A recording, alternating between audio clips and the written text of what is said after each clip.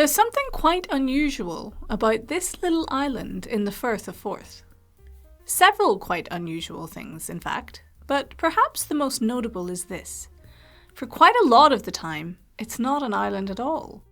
In fact, when the tide is low, you can quite comfortably walk there from the mainland without even getting your trousers wet. Cramond Island is, in fact, a tidal island. This uninhabited little nubbin of land is connected to the coast by a concrete causeway that emerges during low tide and is swallowed up by the rising waters whenever the tide comes in. This unusual means of accessing the island makes it a popular destination for a day trip. During low tide windows, people flock across the causeway to investigate the strange little burg, poking around a veritable wealth of decaying fortifications left over from the war years. Inevitably, of course, some visitors forget to keep an eye on the tide and end up getting stranded there all day or all night. No matter how many warning signs you put up, it's inevitable that some people won't read them, keeping the lifeboat station in this area rather busy with constant rescues and welfare checks. Of course, sometimes people choose to stay over on the island, perhaps because they fancy exploring when it's calm and quiet, or perhaps because they just fancy a wee adventure. And what an adventure it is! The island, situated just half an hour from the bustling city centre of Edinburgh, is a serene little paradise in the Firth of Forth. It changes with the rhythm of the tides, bristling with people during the hours when it's accessible, and quickly emptying out as the tide creeps in, to become a tranquil little haven within sight and sound of the city. If you decide to stay over, there's something quite special about watching the tide come in, and seeing your one route back to the mainland disappear beneath the water. In a world of instant gratification, deliberately stranding yourself on an uninhabited rock for 8 hours feels like a strange course of action. But it's worth it. From the very moment you're cut off, you're in a different world. On your own, isolated, deliberately disconnected, just you and the island, and whichever other hardy souls decided it was worth sticking around for. And one has to admit, it's a pretty cool place to be stranded if you're there by choice.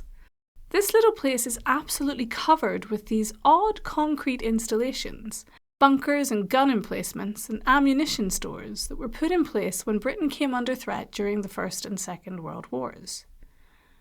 Running alongside the causeway between the islands and the mainland is this toothy concrete barrier designed to prevent boats from sneaking through, and during the years of war, an anti-submarine net would have been suspended between Cramond and the next nearest island to offer the ships docked in Rosyth Harbour protection from German U-boats.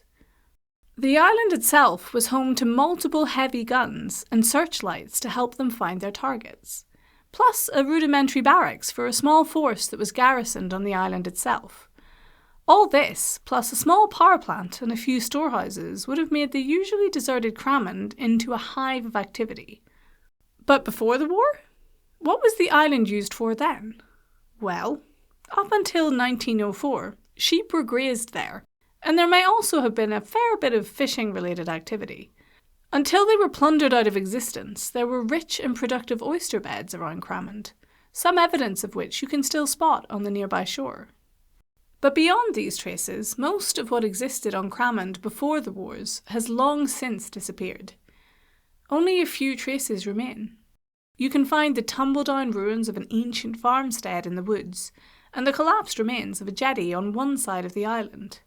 Ever since 1904, though, the place has been uninhabited, except for the occasional overnight guest. And before then? Records are sketchy, but it seems as though the island was likely used for some farming-related purposes, and also for the occasional duel.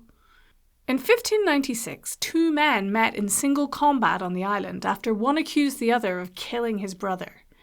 They did battle, and the accuser was victorious, carried back to the mainland by a cheering crowd, while his opponent, alas, was carried back to the mainland in a coffin. Earlier still, and the place may well have been used by the Romans. They didn't get very far into Scotland, bless them, but they managed to establish a small outpost on the nearby shore. And given that the island was accessible even before this snazzy causeway was put in place, there's a fair chance that the Romans, just as people do today, may have day-tripped there, curious to explore. So, Cramond, this unassuming little bit of rock connected to the mainland by a tidal causeway, actually has rather a long and interesting history. People, I'm willing to bet, have been getting stranded there for thousands of years. And no matter how many signs they put up to warn you, I'm reasonably sure they'll be getting stranded here for thousands more.